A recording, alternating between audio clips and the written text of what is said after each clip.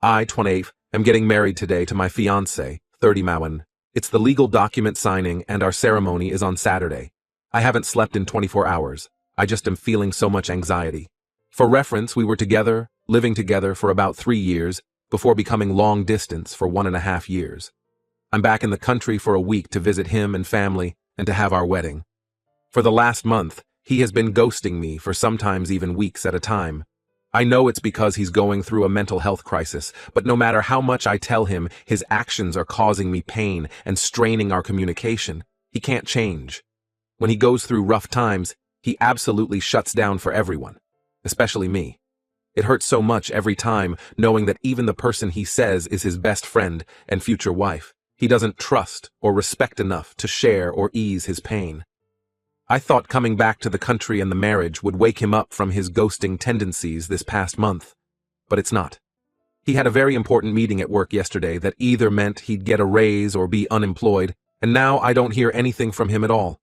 He's ignoring my calls, he's ignoring my texts, and there are red receipts, so I know it's intentionally ignored. It's the morning of, and we are literally set to sign our marriage paperwork in a few hours from now. But I was up all night because I can't shake the anxiety that this isn't what he wants, that he's just doing this to appease me despite this being a joint decision. I still can't even get a hold or reach him. I try so hard to communicate everything with him, but this hurts me deeply, down to my core. Part of me wants to drive over to his apartment and beat his door down and just demand answers as to how he could treat someone he claims he loves this way. But I know he'd just shut down further, say he's sorry, and then bury himself deeper into his guilt and depression.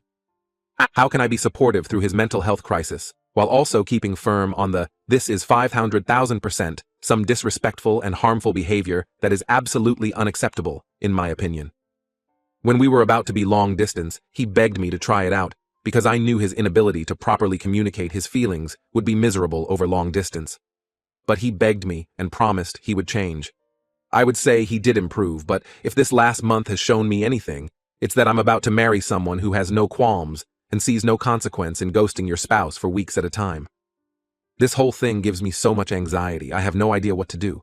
Any advice on how to calm my anxiety or maybe try to be more supportive to coax him out of the horrid way his depressive episode is manifesting would be greatly appreciated. Before I forget, yes, of course I've tried to get him to see a therapist or get on medication. For years. There is basically a 0% chance that, if it's coming from me or anyone in my family, he would ever listen to that advice. It's incredibly frustrating and not an option that I can even bring up with him anymore without the conversation devolving and him shutting me out even further. I will not be tolerating or responding to any accusations of him cheating or people just saying don't marry him. He is loyal but has a multitude of mental health issues, and I will marry him regardless of what anyone says on the internet. I just want some advice is all.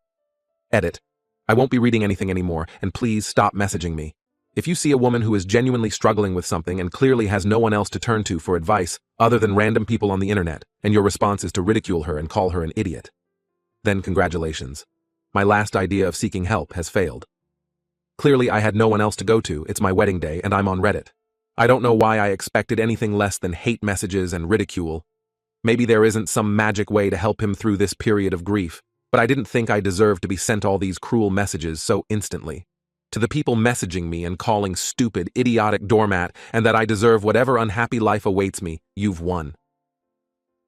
Update 1. My life was great. My relationship was great. Until yesterday, it suddenly wasn't. The last month felt a bit off, but I didn't think it would lead to this. I still love him intensely. He still loves me intensely. He wants to stay with me. It's just that he says he can't do marriage because he can't untie the trauma he has from the idea of it from his childhood. Cult stuff. My mom says I'll be a pathetic fucking loser if I still stay with him regardless, and that he'll never be a part of the family. But I want to stay with him regardless. But I don't know if I can live with the constant fear, anxiety, and insecurities that will come from being with someone who can just leave whenever he feels like it. My wedding is on Saturday and my family still wants to have it since it's more of a small family gathering already anyways, since his family wasn't invited due to cult stuff. My life as I know it feels completely over. I don't know what to do. The person I turned to for empathy and compassion turned to me screaming that I'm a fucking idiot. I'm only in the country for my wedding. I live abroad. My new job and my fiancé pressured me, and reassured me I should already use my new married name professionally. I'm a teacher, and all my kids already know me as his name. Everything sucks and I can't stop sobbing. Edit. To clarify, he left me while we were about to sign the marriage certificate. It's a symbolic left at the altar since there was never going to be an actual altar anyway. Update. I told my mom that the way she phrased her advice/opinion was cruel. She told me she's tired of my drama and doesn't need it in her old age. I already had told her she was right, and I knew what she said was right, but just that the way she said it was cruel. She said she no longer cares about maintaining a relationship with me, and that it isn't worth the drama at her age.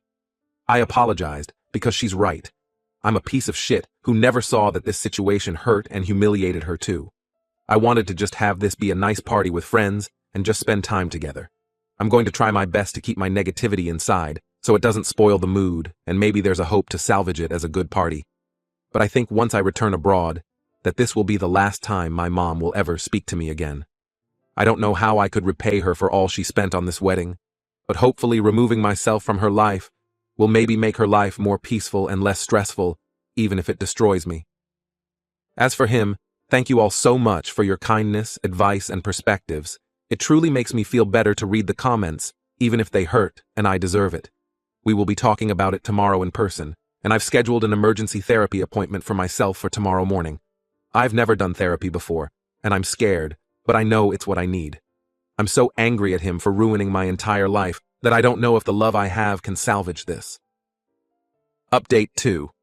For a brief recap, I was going to the officiant to sign my marriage license with my fiancé, who I'd been with for 4 years. He chickened out and said he couldn't marry me and ruptured my image of us. TLDR at bottom. Onto the update. Since I was so brutally humiliated, it really made me think back on all the not great parts of us. He was always very gaslighty whenever I'd claim his actions reflected the opposite of his words. I respect you, I care for you. So I ended up talking to him. I asked him to define what his definition of loving someone, respecting someone, caring for someone, and trusting someone means.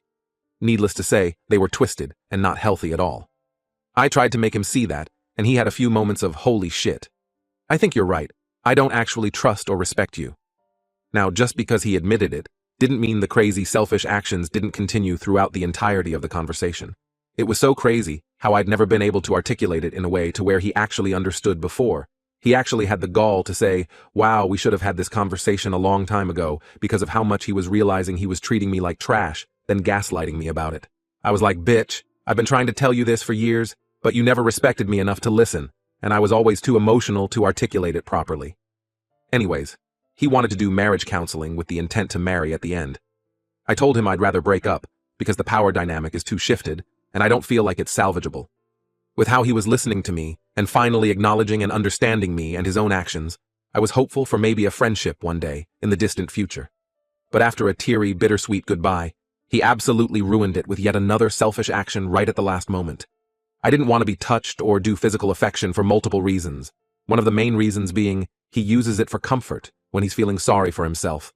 I had just spent 3 hours explaining how he never thinks of me in any of his actions, and maybe it's cruel of me to keep that last kiss or whatever, but it felt selfish and manipulative to me. So after an actually heartfelt goodbye and promise to be better people in the future, we part ways, only for him to run back to me to try and do some romantic swoop in and kiss me. I recoiled really fast and honestly just stared at him incredulously, like he had just ignored everything I had just said. That was the moment I went from sadness and grief, from losing something so important to me, to just numb and angry about it. I haven't cried since. I don't even feel sad when I think about him because all I can think about is how angry the whole thing makes me feel. I'm 28 and feel like I wasted my good years on someone who had zero regard for me in any capacity. I developed so many new insecurities, confidence issues, and trauma from 4 years with him, and now I have to navigate the dating pool again with all of that, in a foreign country no less.